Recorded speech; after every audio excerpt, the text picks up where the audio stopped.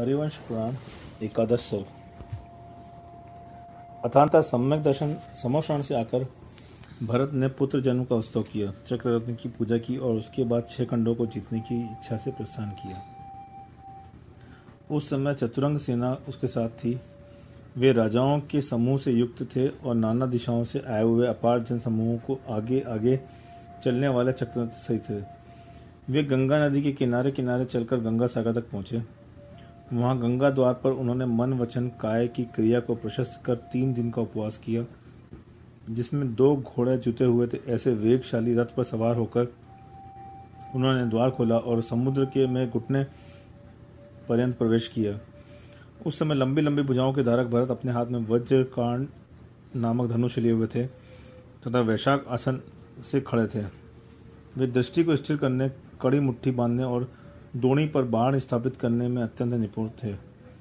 उसी समय उन्होंने अपने नाम से चिन्हित अमोघ नाम का एक शीघ्रगामी बाण छोड़ा। वज्र के साथ चमकता हुआ बाण शीघ्र ही 12 योजन जाकर मागध देश के भवन में गिरा और उस भवन में प्रवेश करते ही समस्त आकाश को शब्दायमान कर दिया। बाण के गिरते ही मागध देव का भवन तथा हृदय दोनों ही एक साथ हिल उठे। वह बहुत ही क्षोभ को प्राप्त हुआ, परंतु जब उसने चक्रवर्ती के नाम से चिन्हित बाण को देखा और चक्रवर्ती उत्पन्न हो चुका है यह जाना, तब वह अपने पुण्य को अल्प जान अपनी निंदा करने लगा। तदनंतर जिसका मान खंडित हो गया था, ऐसे मागध देव के हाथों में रत्न लेके भरत के पास आया। आकर उस बुद्धिमान देव ने पृथ्वी का सारभूत हार, मुकुट, रत्न निर्मित 2 कुंडल, अच्छे अच्छे रत्न, वस्त्र और तीर्थोदक की भेंट दी और कहा, हे स्वामिन, बताइए मैं क्या करूं, मुझे आज्ञा दीजिए। तदनंतर भरत से विदा हो वह अपने स्थान पर गया और भरत वहां से चलकर दक्षिण दिशा में रहने वाले महाबलवान भूत और व्यंतर देवों के समूह को वश करते हुए समुद्र के वैजयंत द्वार पर पहुंचे। वहां पर उन्होंने मगध देव के समान उस प्रदेश के स्वामी वर्तनु देव को बुलाया और वहां वर्तनु देव ने आकर चूड़ामणि, सुंदर कंठार, कवच, वीरों के बाजूबंद, कड़े और कदनी बेचकर भरत का प्रमाण किया। तुरंत सेवक वृत्ति को स्वीकार करने वाले वर्तनु भारत से विदा लेके अपने स्थान पर चला गया। वहां से चलकर भरत पश्चिम दिशा के समस्त राजाओं को वश करते हुए वेदिका के किनारे चलते सिंधु नदी के मनोहर द्वार पर पहुंचे।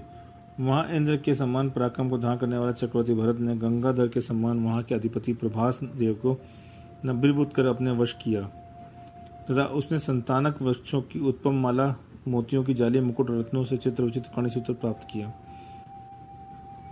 तदनंतर भरत चक्ररत्न के पीछे चलकर विजयात पर्वत की वेदिका के समीप आए।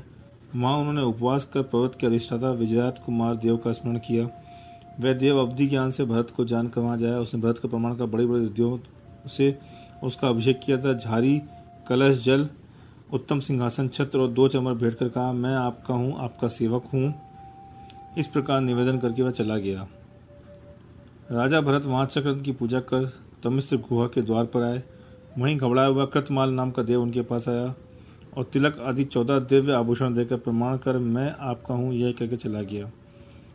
राजराजेश्वर भरत की आज्ञा से उसके अयोध्या नामक सेनापति ने सुआ के समान कांति वाले कुमुदा मेलक नामक अश्व रत्न पर सवार होकर पीछे की ओर अपना मुख कर दंड रट से गुहा द्वार के किवाड़ों को ताड़ित किया और ताड़ित होकर वह एकदम पीछे भाग गया। खुला हुआ गुहा द्वार जब 6 माह में ऊष्मा रहित हो गया, तब चक्रवर्ती ने विजय पर्वत नामक हाथी पर सवार हो सेना के साथ प्रवेश किया। गुहा के बीच में उपमग्न जला और निमग्न जला नाम की 2 नदियां थी। उनके तट पर भरत ने सेनाओं को छोड़ दिया, उन्हें विश्राम कराया। उस गुफा में निरंतर अंधकार रहता है, जिसे भरत ने काकड़ी मदि की किरणों से दूर किया। भरत की सेना वहां आलस्य रहित होकर 1 दिन रात निवास किया। कामदृष्टि नामक गृहत पतिरत्न और रत्नभद्र सुख नामक पतिरत्न, इन दोनों ने उन नदियों पर मजबूत पुल बनाए।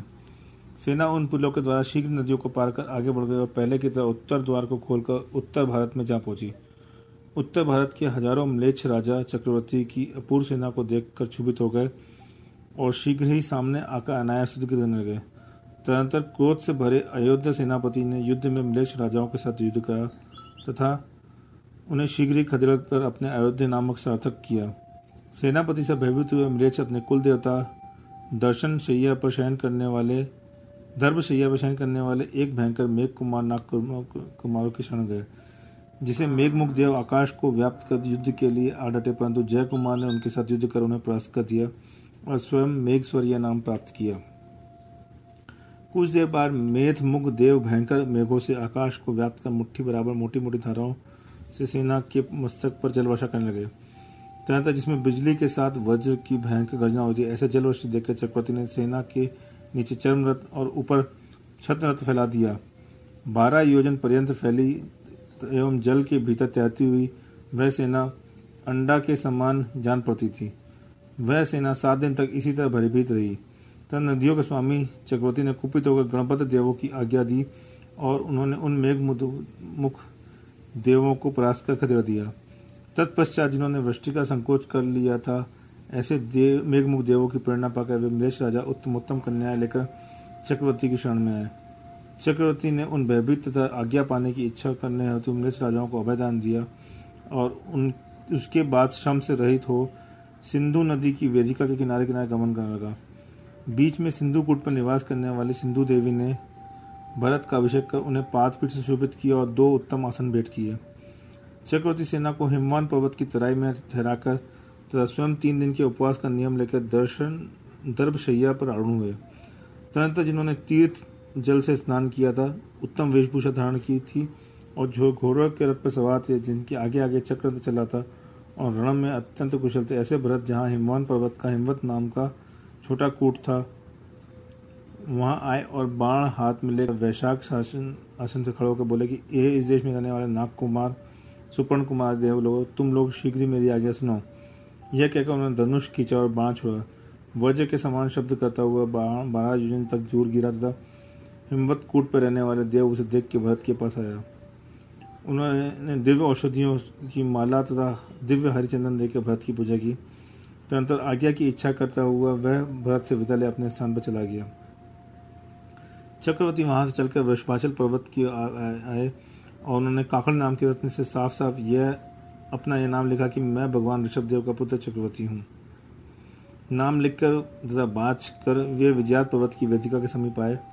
वहां जाके उन्होंने उपवास धारण किया। दोनों श्रेणियों के निवासी नमी और विनामी को यह ज्ञात हुआ कि भरत यहाँ विद्यमान है। तब वे गंधार आदि विद्याधरों के साथ आए। समस्त विद्याधरों ने नमस्कार किया। भरत ने नमी विनमी से सुभद्रा नामक स्त्री रत्न ग्रहण किया। तत्पश्चात वे गंगा नदी की वेदिका के किनारे किनारे चलकर गंगा कूट के समीप आए और 3 दिन का उपवास का नियम लेकर वहां ठहर गए। वहां गंगा कूट पर रहने वाली गंगा देवी ने उनके आने का समाचार सुनकर सुवर्ण में 1000 कलशों से उनका अभिषेक किया।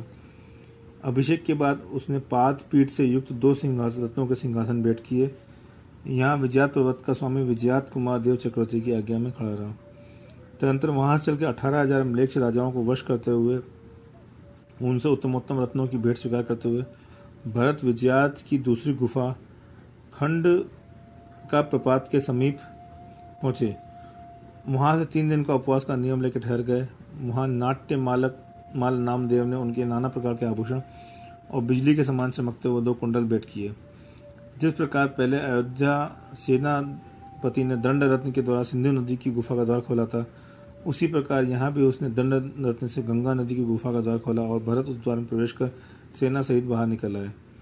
इस तरह अतिशय कुशल भरत ने 60,000 वर्षों में 6 खंडों से युक्त समस्त भरत क्षेत्र को जीतकर अयोध्या नगरी की ओर प्रस्थान किया।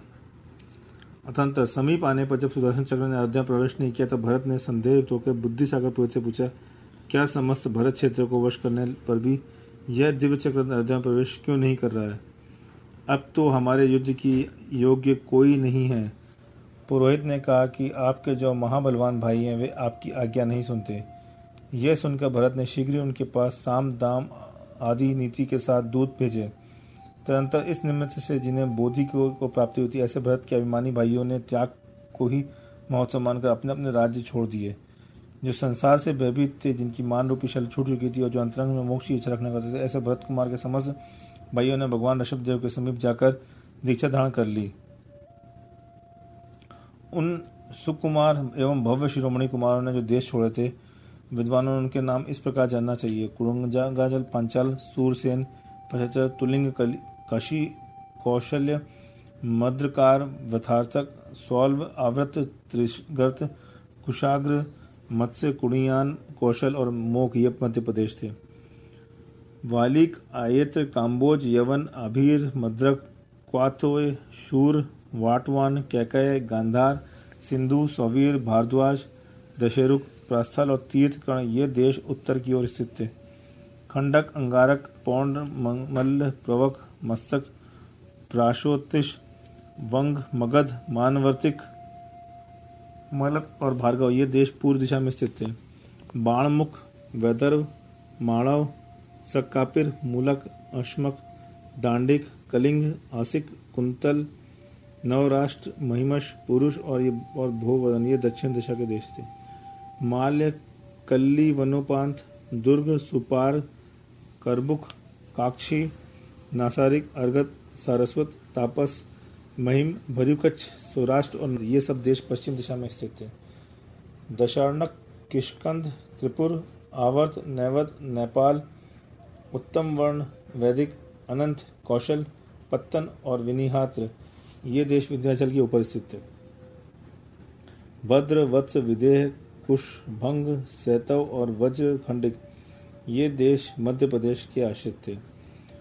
पिता भगवान ऋषभदेव के द्वारा दिए हुए इन सब देशों को मोक्ष की अभिलाषा रखने वाले भरत के छोटे भाइयों ने स्त्रियों के समान छोड़ दिया और साथ ही उन्होंने आज्ञाकारी सेवकों का भी परित्याग कर दिया।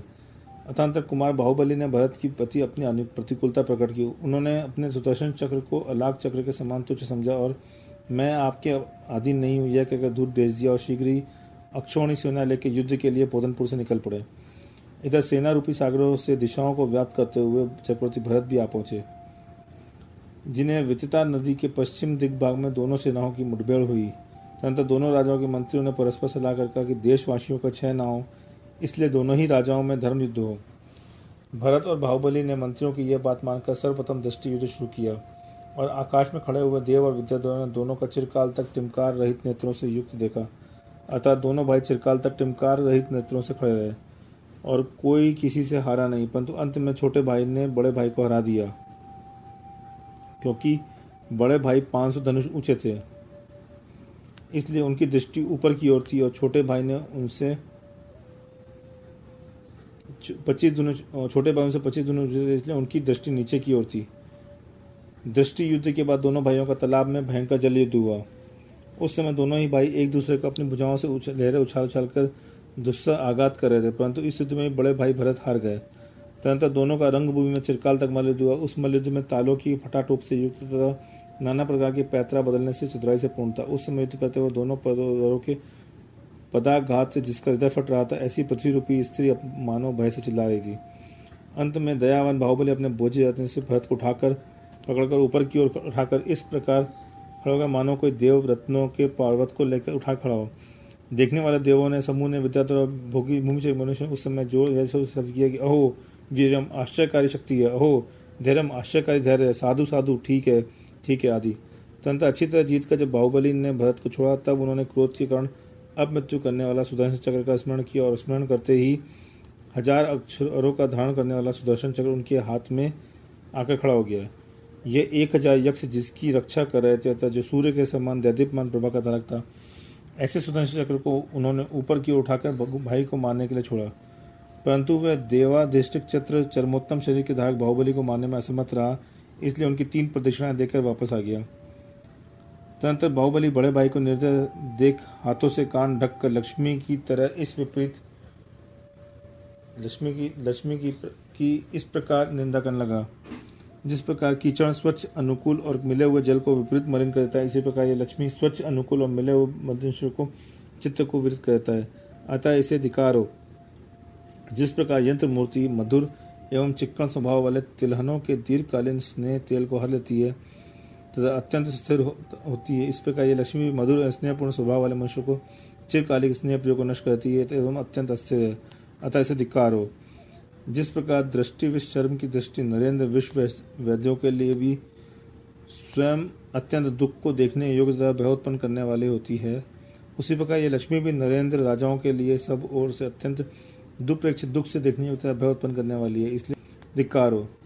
जिस प्रकार अग्नि की शिखा सदा मूल मध्य और अंत में दुख कर स्पर्श से सहित है, और दैदीप्यमान होकर भी सबको संताप करने वाली है। इसी प्रकार यह लक्ष्मी भी आदि मध्य और अंत में दुख कर स्पर्श से सहित है, सब दशाओं में दुख देने वाली तथा दैदीप्यमान तेज चित्तराटे से युक्त होने पर भी सबको संताप उत्पन्न करने वाली है, आकुलता की जननी है, इसलिए से धिक्कारो। मनुष्य लोक में सुख वही है जो चित्त को अनुकूल करने वाला हो, उसमें परंतु बंध जनों में विरोध होने पर मनुष्यों को ना सुख प्राप्त होता है, ना ही धन की उसके पास स्थिर होता है। जिस प्रकार शीत ज्वर से आक्रांत मनुष्यों के लिए शीतल स्पर्श दुख उत्पन्न करने वाला है, उस प्रकार बंधुजनों के विरुद्ध होने पर भी भोग भी मनुष्य के लिए दुख उत्पन्न करते हैं। इस प्रकार का विचार करता राज्य का परित्याग कर बाहुबली तप करने लगे और कैलाश पर्वत पर 1 वर्ष की प्रतिमा योग लेकर निश्चल खड़े हो गए। उनके चरण वामी के बिलों से निकले हुए मणिभूषण सर्पों ने इस प्रकार सुशोभित है जिस प्रकार की उनके मणिभूषित आश्रित राजाओं से सुशोभित हो रहे। जिस प्रकार पहले कोमलागी वल्लभा उनके समस्त शरीर का आलिंगन करती है, इस प्रकार कोमलागी माधवी लता उनके मुनि होने पर भी उन बाहुबली के समस्त शरीर का आलिंगन कर रही थी। 2 विद्याधर परियां उनके शरीर पर लिपटी हुई लता को दूर करने रहती थी, जिससे श्याम मूर्ति के धारक तथा स्थिर खड़े हुए योगीराज बाहुबली मरकड़े पर्वत के समान सुशोभित हो रहे थे। तदंतर भरत ने आकर जिन्हें नमस्कार किया, ऐसे बाहुबली मुनि कषायों का अंत कर तथा केवल ज्ञान उत्पन्न कर भगवान ऋषभ के सभासद हो गए, उनके समर्षण में पहुंच गए। तदंतर 14 महारत्नों और 9 दियों से युक्त अतिशय बुद्धिमान चक्रवर्ती भरत पृथ्वी का निष्कंटक उपभोग करने लगे। भरत महाराज दया से युक्त हो बिना किसी परीक्षा के 12 वर्ष तक लोगों को मनचाहा दान कर देते रहे। तदंतर जिन शासन संबंधी वात्सल्य और भक्ति के भाव से वशीभूत होकर उन्होंने जौ तथा ध्यान आदि के अंकुरों से श्रावकों की परीक्षा की। कणिकी रत्न से निर्मित रत्नत्रय सूत्र यज्ञोपवीत को उनका चिन्ह बनाया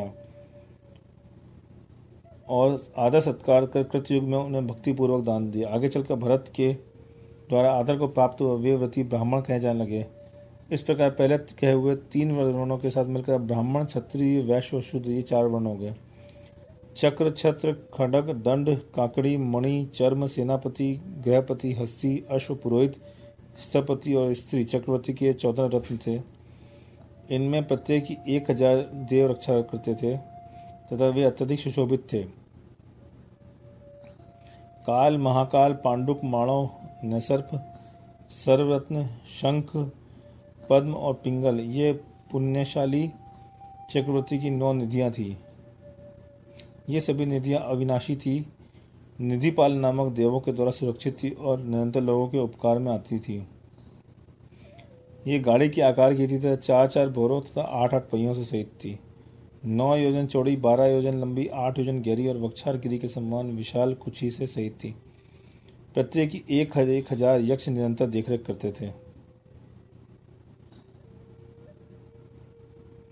इनमें से पहली काल निधि में ज्योतिष शास्त्र, निमित्त शास्त्र, न्याय शास्त्र, कला शास्त्र, व्याकरण शास्त्र एवं पुराण आदि का सद्भाव था, अर्थात काल निधि से इन सबकी प्राप्ति होती थी।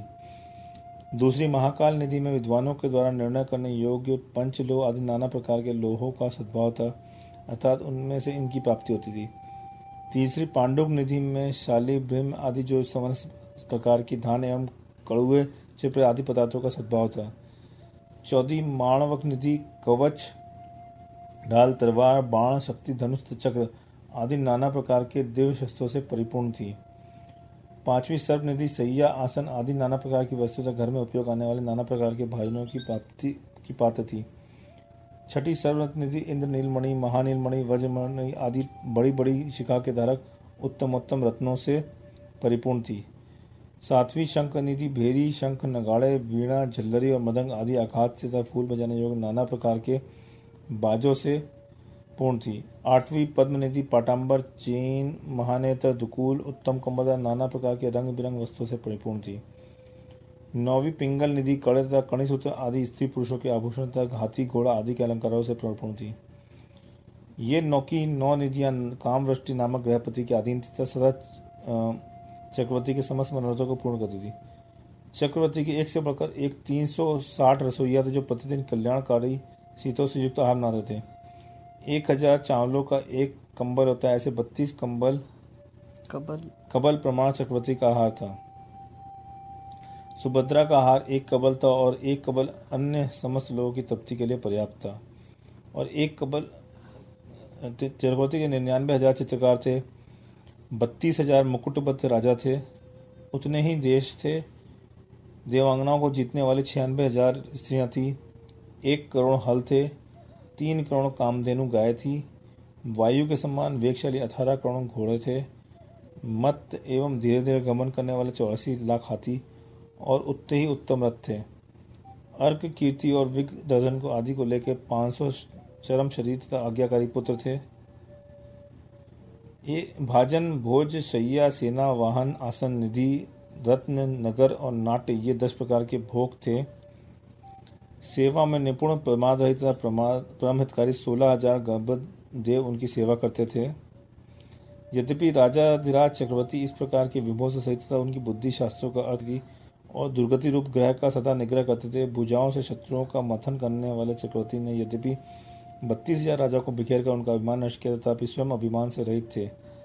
जिनका वक्ष स्थल श्री वृक्ष के चिन्ह से सहित और 64 लक्षणों से युक्त था, जो इंद्र की लक्ष्मी को तिरस्कृत करने वाले थे और नित्य तथा अखंडित पौरुष को धारण करने वाले थे, ऐसे स्वयंभू पुत्र 16वें कुलकर भरत महाराज जब भरत क्षेत्र संबंधी 6 खंडों की भूमि का नीतिपूर्वक शासन करते थे, तब धर्म, अर्थ, काम और मोक्ष में यथेष्ट अनुराग रखने वाले लोग निर्विघ्न रूप से निरंतर आनंद का उपभोग करते थे। जो अपनी लक्ष्मी के द्वारा बिना वचन बोले ही अन्य मनुष्यों के लिए पूर्व जन्म में किए हुए धर्म का फल दिखला रहे थे, ऐसे भरत महाराज किनके लिए धर्म का उपदेश नहीं थे। भावार्थ, उनकी अनुपम विभूति को देख के लोग अपने आप समझ जाते थे कि ये पूर्व का धर्म का फल है, इसलिए सबको धर्म करना चाहिए। इस प्रकार पूर्व जन्म में आचरण किए हुए धर्म के महामात्य से जो स्वयं अतिशय रूप महान थे, पौरुष युक्त थे, सुख के भंडार थे, लोगों के लिए कर्पक्ष थे, सम्यक दर्शन रूपी रत्न से रंजित मनोरक्ति से युक्त लक्ष्मी के से इंद्र के समान थे, ऐसे चक्रवर्ती भरत सिंह की चेष्टा के समान सुदृढ़ मन को जिनमार्ग में लीन रखने लगे। इस प्रकार अरिष्टनेमी पुराण से संग्रह से युक्त जिन सेनाचार्य रचित हरिवंश पुराण में भरत की दिग्विजय का वर्णन करने वाला 11वां सर्ग समाप्त हुआ।